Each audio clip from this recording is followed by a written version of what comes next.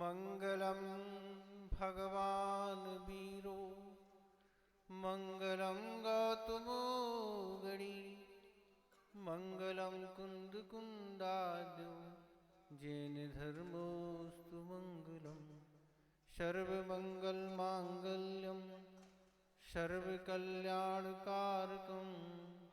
प्रधानम सर्वधर्माणां जैनम जेतु शासनम जैनम जेतु शासनम। देवादिदेव खजाराट श्री आदिनाथ भगवान की, परम पूज्य आचार्य गुरुदेव श्री विद्यासागर महाराज की, मुनि श्री विमल सागर महाराज की, तीन कम नौकड़ महाराजों की, परम पूज्य मुनि श्री अनंत सागर जी महाराज की, समस्त आचार्य संघ की। बैराग के प्रसंग को लेके गुरुदेव ने एक लाइन कही थी कि विषय से तो सारा संसार डरता है, पर विषय से केवल बैरागी ही डरता है। संसार की प्राणी को किसी को भी मरण इष्ट नहीं है। संसार में कोई भी प्राणी मरना नहीं चाहता, इसलिए वह विष से डरता है, विष को ग्रहण नहीं करना चाहता। पर अगर विषय से कोई डरने वाला है तो वह एक बैरागी है। उसे भी इस बात का खतरा है कि अगर हम इन विषयों में लीन रहेंगे तो निश्चित से हमारी दुर्गति हो जाएगी। इस कारण से वह बैरागी उन विषयों को त्याग करके वैराग को धारण कर लेता है और अपने आगामी जीवन को अच्छा बना लेता है। पर जो वस्तु स्थिति संसार की नहीं समझते हैं वह इन विषयों को त्याग नहीं कर ले जाते हैं। पर नरकों की तो स्थिति ये है, जिस भी नारकी का जिस बिल में जन्म होता है जीवन भर वहीं रहना पड़ता है, उनका कोई स्थान परिवर्तन नहीं हो सकता। जितनी उनको मिली आयु है वह उनको वहीं रहना पड़ता है। नरकों में एक सुविधा और है कि नरकों में अकाल मरण नहीं होता। कल हम आपको बता चुके, जितनी मिली आयु है पूरी आयु वहां रहना पड़ता है। और यहाँ तो फिर भी अगर आपको दुख कोई कष्ट हो, रात्रि में आप निद्रा में लीन हो जाते हैं तो कुछ सुख शांति का अनुभव करते हैं। पर नरकों में कोई रात और दिन का भेद नहीं होता। वहां तो रात और दिन समान हुआ करती है, रात और दिन दोनों बार लड़ाइयां चलती रहती हैं। मारपीट के अलावा वहां कुछ नहीं है। गुरुदेव से एक बार किसी ने प्रश्न किया कि नरकों की स्थिति क्या है। आचार्य महाराज ने यही उत्तर दिया कि बुरा ना मानो होली है। जैसे आप होली में एक दूसरे पर कीचड़ और रंग उछालते हैं, एक दूसरे को कष्ट देते हैं, ठीक उसी प्रकार नरकों में नारकियों की स्थिति है। यहाँ तो फिर भी आपके मित्र आदि हैं, सहयोगी हैं, उपकारक हैं, पर नरक में कोई भी मित्र उपकारी नहीं है, वह तो कष्ट ही देते हैं। और की क्या बताएं, जो तीर्थंकर प्रकृति का बंद करके वहां पहुंचे हैं उनको भी वही कष्ट भोगना पड़ते हैं। कब तक? जब उनको यहाँ आने से 6 महीने शेष रह जाते हैं तब देवों के द्वारा उनके द्वारा उपसर्ग दूर किए जाते हैं। बाकी पूरी समय वही तीर्थंकर प्रकृति वाले कोई भी हो, सबकी वही स्थिति है, वह मार आदि सहन करना पड़ती है। तो इस तरह की स्थितियां हुआ करती हैं। जो व्यक्ति संयम को ग्रहण नहीं करते हैं और विषयों में रात दिन लगे हुए हैं, विषयों की सामग्री को निरंतर जुटा रहे हैं और यही इंतजार कर रहे हैं कि अब नया मॉडल कौन सा आने वाला है, अब नया आइटम कौन सा आने वाला है, वो हमें खरीदना है और हमें उसका उपयोग करना है। पर विचार करो कि उस वस्तु के सेवन करते भी हम कभी धर्म नहीं कर सकते। व्यक्ति उसमें ऐसे आसक्त हो जाते हैं कि उन्हें धर्म करने के लिए कोई ख्याल ही नहीं रहता है और ऐसे परिणामों के द्वारा निरंतर खोटे ही कर्मों का बंध किया करते हैं। तो इस तरह की आज विषय सामग्री आज दुनिया में निरंतर बढ़ती चली जा रही है और निरंतर उसमें आसक्त होते जा रहे हैं। अब वह पुण्य संचय के लिए क्या आखिर साधन है? धर्म भी अगर होता है तो कुछ समय के लिए होता है और उसमें भी मन की चंचलता कितनी होती है धर्म करते समय, आप स्वयं विचार करें। आप और कोई काम में व्यस्त होंगे तो शायद आपकी मन की चंचलता नहीं रहती है, उसमें एकाग्रता रहती है, पर धार्मिक कार्यों में तो कितनी चंचलता बनी रहती है, मन स्थिर नहीं होता। और मन अगर स्थिर नहीं होता है तो पुण्य का संचय उतना नहीं हो पाता है। लेकिन और जो विषय आसक्ति के जो भी कार्य हैं उनमें मन कितना एकाग्र रहता है, पता ही नहीं कहाँ क्या चल रहा है। पर यहाँ तो राउंड चेयर की तरह गर्दन यूं घूमती रहती है। तो ये सारी स्थितियां हैं। तो आचार्य ने यही कहा है कि अगर तुम इस संसार से छुटकारा प्राप्त करना चाहते हैं, आचार्य कुंद कुंद महाराज प्रवचन सार की चार्य चूलिका में लिख रहे हैं, मंगलाचरण में ही लिख रहे हैं कि हे भव प्राणियों, अगर तुम इस संसार के दुखों से छुटकारा प्राप्त करना चाहते हो तो बार बार सिद्धों को, अरहंतों को, तीर्थंकरों को, उपाध्यायों को और साधुओं को बार बार नमस्कार करके इस श्रवण धर्म को अंगीकार करो। अगर तुम्हें इस संसार से छुटकारा प्राप्त करना है तो इनको नमस्कार करके इस श्रवण धर्म को अंगीकार करना होगा। न तो बिना श्रवण धर्म अंगीकार के आज तक किसी को इस संसार से छुटकारा मिला है, न कभी मिलने वाला है। तो जब भी मिलेगा छुटकारा तो इस भेष के द्वारा ही मिलेगा। क्योंकि आचार्य कुंद कुंद महाराज स्वयं अष्टपहड़ में लिख रहे हैं कि वस्त्रों सहित कभी किसी को मुक्ति न हुई है न कभी होने वाली है, इसलिए वस्तु का त्याग करना बहुत आवश्यक है। तो इस तरह ये आचार्य ने अपन सब पर उपकार करके ये दिशा निर्देश दिए हैं, आगम में सारी शिक्षाएं दी हैं जिससे ये संसारी प्राणी बच जाए।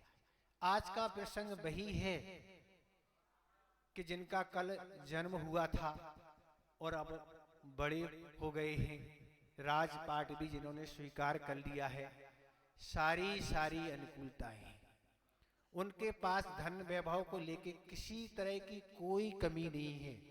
सारे के सारे आज्ञा को उनकी स्वीकार करते हैं। इस संसारी प्राणी में ऐसे उन जैसे कोई प्राणी नहीं जो उनके समान उनकी आज्ञा को स्वीकार करते हैं। पर तीर्थंकर तो ऐसे होते हैं कि उनसे ज्यादा पुण्य इस दुनिया में किसी का नहीं होता। वह निकाचित पुण्य के धनी होते हैं। निकाचित पुण्य क्या कहलाता है? जिस पुण्य का बंद किया तो उस पुण्य को भोगना ही पड़ता है। तीर्थंकर चाहें कि हमारा समोषण नहीं लगे, हमारी सेवा में सौधरविंद ना हो, कुबेर ना हो, 56 कुमारियां ना हो, 8 कुमारियां ना हो, नहीं, ये संभव नहीं।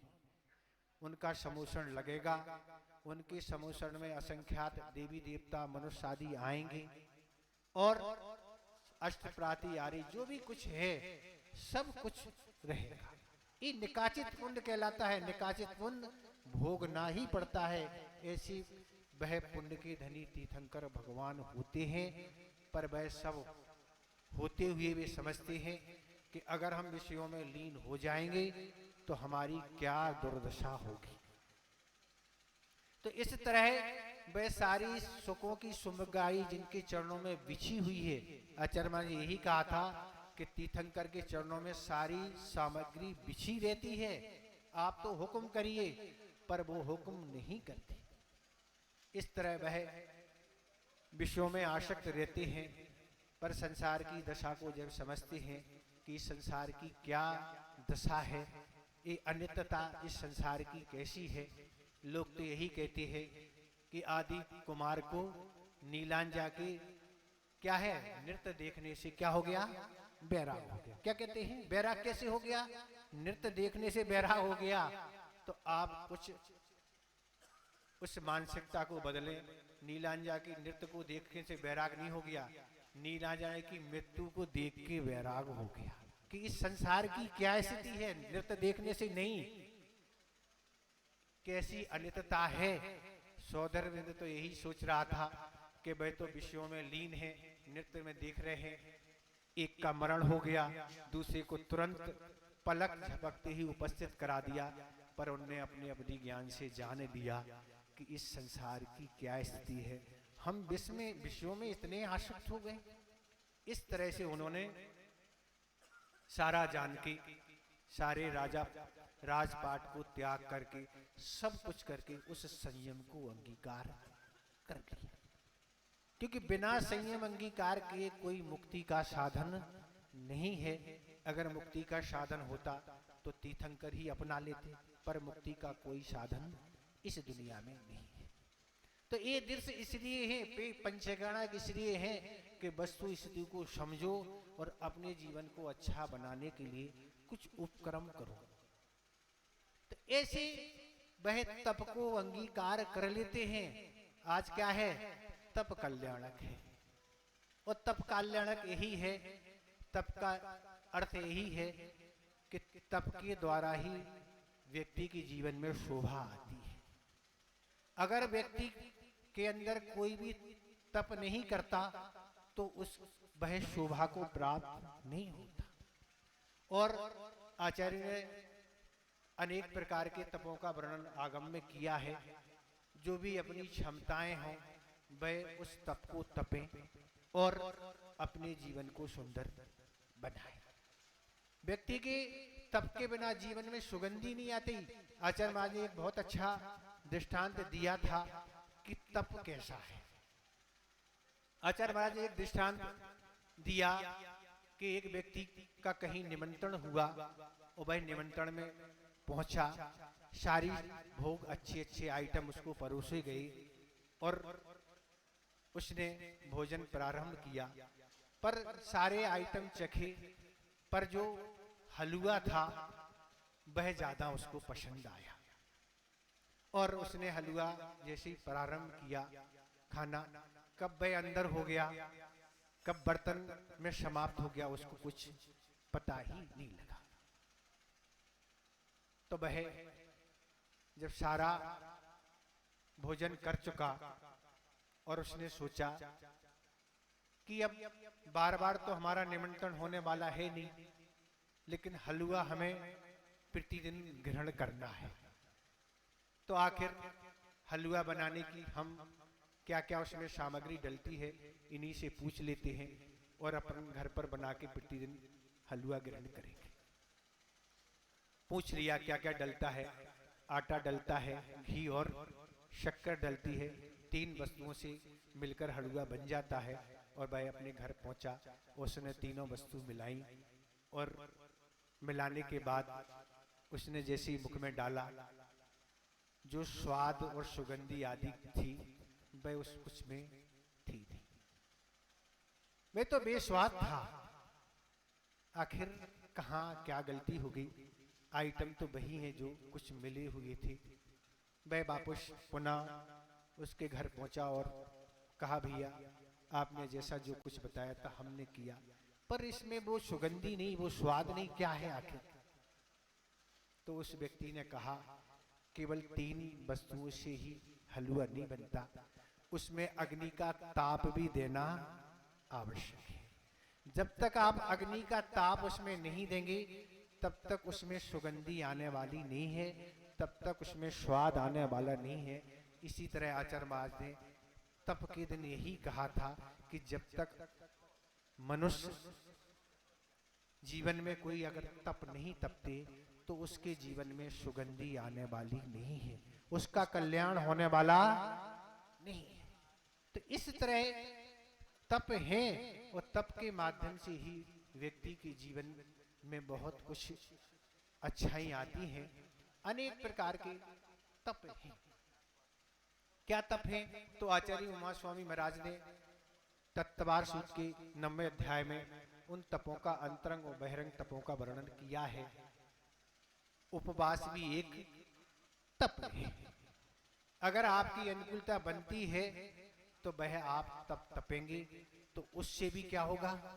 तप तपना आवश्यक क्यों है? प्रश्न ये भी है ना, तप तपना क्यों आवश्यक है? तो आचार्य महाराज ने यही कहा था, तप तपना इसलिए आवश्यकता है कि जो कर्म होते हैं, कुछ कर्म तो सामान्य से निर्जीवता को प्राप्त होते हैं, पर कुछ कर्म ऐसे होते हैं जो बिना तप तपे हुए नष्ट नहीं होते। इसलिए उन तप को तपना आवश्यक है। एक सविपाक निर्जरा होती है, एक अविपाक निर्जरा होती है। सविपाक निर्जरा क्या है? तो वह तो समय समय पर होती रहती है, कर्म उदय में आती है। पर अविपाक निर्जरा वही होती है जो कर्म अभी उदय में नहीं है, उनको पहले बुला लाना और फिर उनको निर्जीत कर देना। क्योंकि मुक्ति प्राप्त करना है तो पहले कर्मों को बुलाना पड़ेगा और फिर उनको क्षय करके मुक्ति मिलेगी, बिना उसके मिलने वाली नहीं है। जिस तरह अभी तो आम का सीजन नहीं है, पर कुछ दिन बाद आम का सीजन आने वाला है। यहाँ आम आने लगे हैं, सुन देखा है, यहाँ तो बात अलग है। पर सही आम कब आएंगे? वो तो मार्च अप्रैल मई जून के आसपास आते होंगे। पर आपको अगर वृक्ष पे आम लगे हुए हैं और आपकी इच्छा है कि अभी तो हमें पके हुई आम ग्रहण करना है, वृक्ष पर आम को पकने में तो काफी टाइम लग जाएगा। तो होशियार लोग क्या करते हैं, उस वृक्ष से आम को तोड़ के किसी गर्माहट से उसको पका लेते हैं और जल्दी जल्दी उसको ग्रहण कर लेते हैं। तो ये होती है अविपाक निर्जरा। तो इसी तरह जिसको संसार से पहले ही मुक्त होना है, अनंत काल से इस संसार में भ्रमण कर रहे हैं, कष्ट उठा रहे हैं, तो इसी आम की तरह उन कर्मों को तप के माध्यम से पहले बुला के उनको क्षय करके इस संसार से छुटकारा प्राप्त कर लेते हैं। तो अनेक प्रकार का तपों का वर्णन है। उपवास भी है, तो अपर उपवार की शक्ति नहीं है, जिनका पित्त भड़कता है, आचार्य ने लिखा, तो वह उनके लिए ऊणोदर करने का विधान है। रस परित्याग भी एक तप है, और विविध सय्यासन आदि और तप है। विनय भी एक तप है, प्रायश्चित भी एक तप है, वैयावृत्ति भी एक तप है, स्वाध्याय भी एक तप है, मौन धारण करना भी एक तप है, नमोकार मंत्र की माला फेरना भी एक तप है। ऐसे अनेक प्रकार के तपों का वर्णन आचार्यों ने किया है।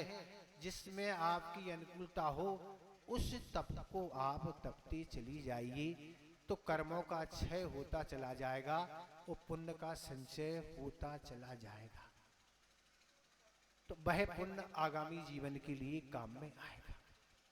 संसारी प्राणी के पास समय बहुत है। कितना समय है? हम तो कहते इसके पास समय ही समय है। कब समय ही समय है? जब यह अपने को व्यर्थ के कामों से बचा ले। व्यर्थ की चर्चाओं में व्यक्ति कितना समय इन्वेस्ट करता है, आप विचार करें। व्यर्थ की चर्चाएं शुरू हो जाती हैं तो 2.5 घंटे की सामयिक यूं खड़े खड़े यूं हो जाती नहीं, पता ही नहीं लगता 2.5 घंटे कब हो गए, 12 कब बज गए, रात में 2 कब बज गए, पता नहीं। और आपकी सामयिक के लिए अगर आप कहें तो पैर भी दर्द होता है और माइंड भी दर्द होता है। बाकी आपकी जिन कार्यों में रुचि है, बस आप बोलते चले जाते हैं, सामने वाला भी सुनता चला जाता है, वो भी बोलता चला जाता है, और प्रतिदिन की खुराक आपको मिलती चली जाती है। तो ये सारे निंदा आदि के प्रसंग हैं और भी व्यर्थ की चर्चा के प्रसंग हैं, जिससे केवल पाप का ही संशय होता है, इसमें पुण्य का कोई संशय नहीं होता है। पर धार्मिक कार्यों के लिए कब जब भी बात कहें तो लोग यही कहते हैं, बहुत हम व्यस्त हैं, हमारे पास टाइम नहीं है ना, हम बहुत व्यस्त हैं। तो टाइम आप किन कार्यों में इन्वेस्ट कर रहे हैं, ये तो आप विचार करें ना। पाप के कार्यों में इन्वेस्ट कर रहे हैं कि पुण्य के कार्य में कर रहे हैं? तो इस तरह आप विचार करें।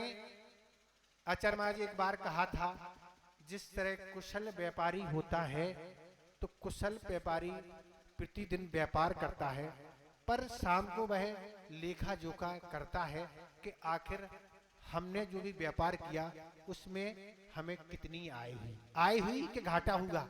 एक कुशल व्यापारी का लक्षण होता है। इसी तरह एक कुशल साधक का लक्षण है वह शाम को बैठ के विचार करे कि दिन भर हमने जो प्रवृत्ति की उसमें पुण्य का संचय किया कि पाप का संचय किया।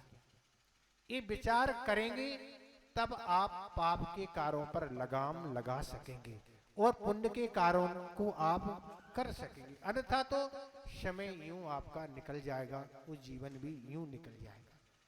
तो इस तरह के अनेक प्रकार के तप हैं, उन तप को तपते चले जाइए और व्यर्थ के काम से आप अपने को हटाते चलिए जाइए, तो आपके जीवन में सुगंधी आ जाएगी। तीर्थंकर बनना और भगवान बनना कोई बड़ी बात नहीं है। आप भी तीर्थंकर बन सकते, आप भी भगवान बन सकते। कोई भगवान और आप में कोई ज्यादा अंतर है ही नहीं ना। जैसे भगवान वैसे आप, बस अंतर सिर्फ इतना है भगवान का जो भूत था वह आपका वर्तमान है, भगवान का जो वर्तमान है वह आपका भविष्य। इतना ही तो अंतर है ना, ज्यादा कोई अंतर है क्या। वही आदिनाथ जो अनादि काल से इस संसार में भटक रहे थे, जो उनका भूत था वह आपका वर्तमान है, आप भी संसार में भटक रहे हैं। जो उनका वर्तमान है अर्थात वह सिद्धत अवस्था को प्राप्त कर रहे, अगर उन जैसा आप पुरुषार्थ करेंगे तो आपका वह भविष्य होगा, अर्थात आप भी तीर्थंकर और सिद्ध बन जाए। इतने ही अंतर है, बस इतने ही अंतर समाप्त करना है, आप भी सिद्धालय में जाके विराजमान हो जाएंगे। तो इस तरह से आज वह संयम का दिन है और संयम के दृश्य सारे दोपहर में आपके सामने आने वाले हैं। उन दृश्य को आप देखिए और अपने जीवन को बनाने के लिए यही कहिए कि जो तीर्थंकर ऐसे पुण्य को लेके आए, जिनके हुक्म सब पालन करते थे, सारी अनुकूलता थी, पर सारी अनुकूलता को उन्होंने नहीं, सब कुछ त्याग करके उस तप को उन्होंने अंगीकार कर दिया। तो इस तरह आप अपने को इस तप में लगाइए और अपने जीवन को अच्छा बनाइए। अब पंचकर्णक तो जाने वाला है और धीरे धीरे खिसक रहा है ना, और खिसकते खिसकते आप भी खिसक जाएंगे। तो इसलिए अपने जीवन को उन तीर्थंकर प्रभु की चर्या से जोड़ें, इतने हम पर्याप्त समझते हैं। ज़्यादा तो कुछ आपको बताना नहीं है, संक्षिप्त सार में हमने कुछ बता दिया, वह आप समझें और अपने जीवन को अभी से संयम से जोड़ लें, तप से जोड़ लें। फिर आपको यही लगेगा कि हम इस संयम को, तप को अगर पहले अंगीकार कर लेते तो हमारे जीवन में कितनी जल्दी सुगंधी आ जाती। आपको इस बात का पश्चाताप होगा। संयम कोई कठिन चीज बिल्कुल नहीं है। आपको लगता है कठिन कोई शब्द नहीं है। जब आप इसका पालन करने लगे जाएंगे तो आपको लगेगा बहुत सरल चीज है। इस तरह विषय से सारा संसार डरता है, पर विषयों से एक बैरागी डरता है, जिसको इस संसार से विरक्ति हो जाती है। जो विषयों का फल समझते हैं, दुर्गति में नहीं जाना चाहते हैं, भाई इस तप को और वैराग्य को अंगीकार करके अपने जीवन को अच्छा बना लेते हैं। इतने ही पर्याप्त समझते। अहिंसा परमो धर्म की। बोलिए परम पूज्य मुनि श्री अनंत सागर।